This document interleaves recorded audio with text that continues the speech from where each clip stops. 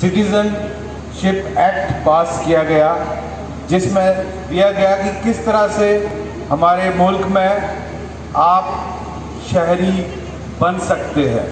तो उसमें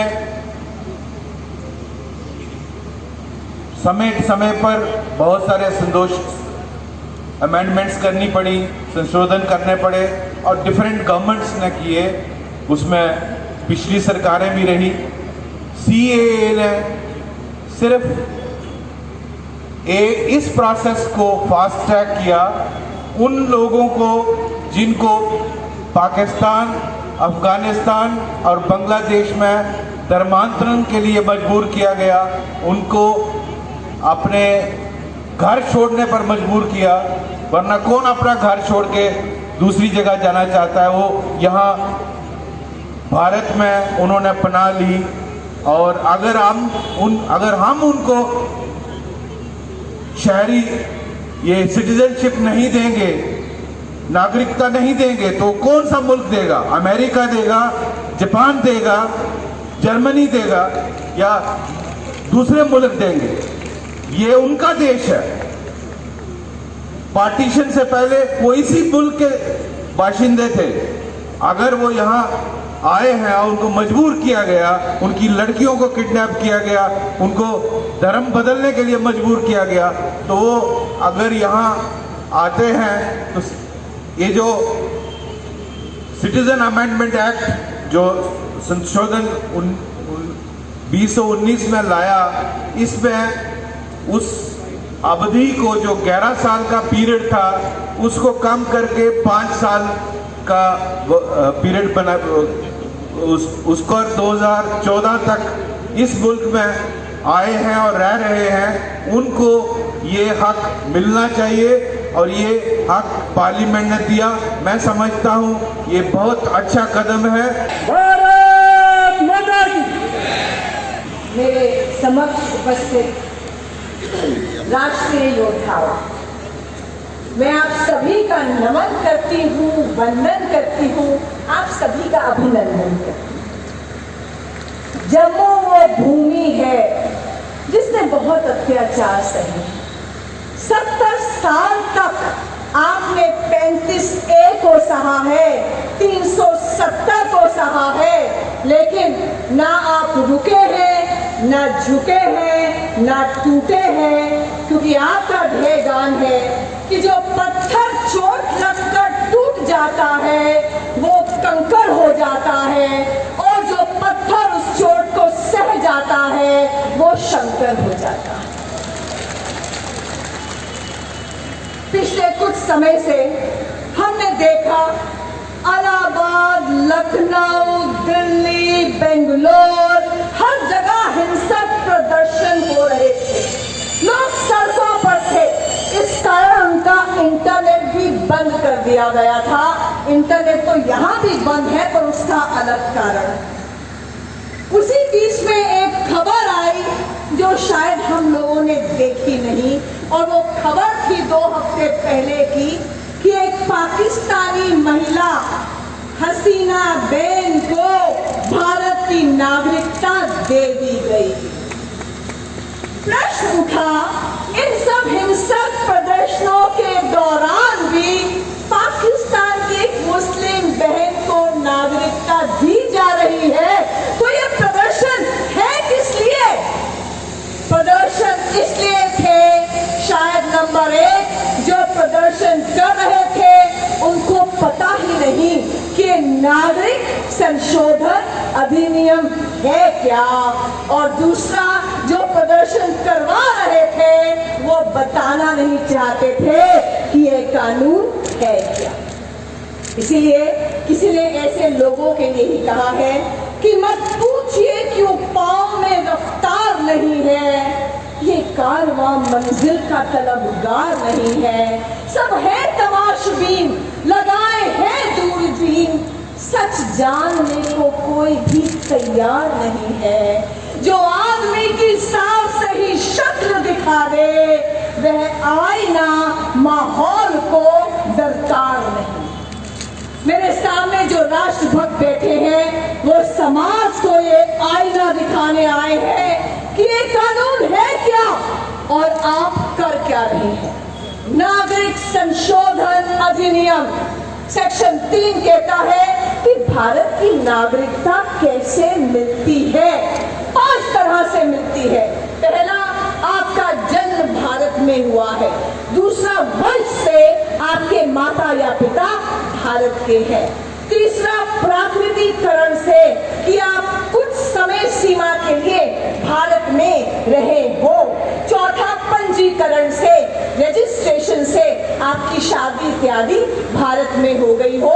और पांचवा, भारत में किसी और जमीन का विलय हो गया हो, जैसे सिक्किम का विलय हो गया था, तो आपको भारत की नागरिकता मिलती है। अब सेक्शन 2 कहता है अवैध प्रवासी कौन है? जो विदेशी भारत में बिना कागजों के, बिना पासपोर्ट के, बिना ट्रैवल डॉक्यूमेंट्स के घुसता है, यहाँ पर रहता है, या जो कागजों के साथ आता है पर समय सीमा के बाद भी यहाँ रहता है, वो अवैध प्रवासी है। उसको जेल में डाला जाएगा, उसके बाद उसको उसके देश में वापस भेज दिया जाएगा। अब इस कानून में बदलाव किया गया है। इस कानून में कह दिया है कि अगर कोई भी व्यक्ति जो पड़ोस के 3 इस्लामिक देश हैं, पाकिस्तान, बांग्लादेश, अफगानिस्तान, अगर वहां से प्रताड़ित होकर अत्याचार सह करके हिंदू, सिख, बौद्ध, जैन, पारसी, क्रिश्चियन अगर भारत में 5 साल पहले आया है, 31 दिसंबर 2014 से पहले आया है, तो उसको वापस नहीं भेजा जाएगा। उसे राहत दी गई है, उसको यहाँ की नागरिकता दे दी जाएगी। भारत माता की। मैं ये जो हमारा ऐतिहासिक एक परेड ग्राउंड है, जहाँ से पंडित प्रेमनाथ डोगरा जो कि शेर डुग्गर थे, उन्होंने प्रजा प्रसिद्धता आंदोलन शुरू किया था। इसी के साथ साथ मुझे वो भी दिन याद है जब हम लोग यहाँ आकर हम लोगों ने बाबा अमरनाथ यात्रा संघर्ष समिति के माध्यम से यहाँ पर आंदोलन शुरू किया था। आप सब जानते हैं कि ये जो कानून पास हुआ है, ये किसी की, हमारी जो सरकार है, किसी की नागरिकता छीनने के लिए नहीं है। फिर भी कुछ ऐसे लोग हैं जो इसके विरोधी हैं, विरोध किए हुए हैं। अब ये सोचना है कि ये जो विरोधी कौन है, कौन लोग हैं जो कि नहीं चाहते कि जो लोग दूसरे देशों में प्रताड़ित किए जा रहे हैं, जिन पर अत्याचार हो रहे हैं, उनको यहाँ पर संरक्षण मिले, नागरिकता मिले।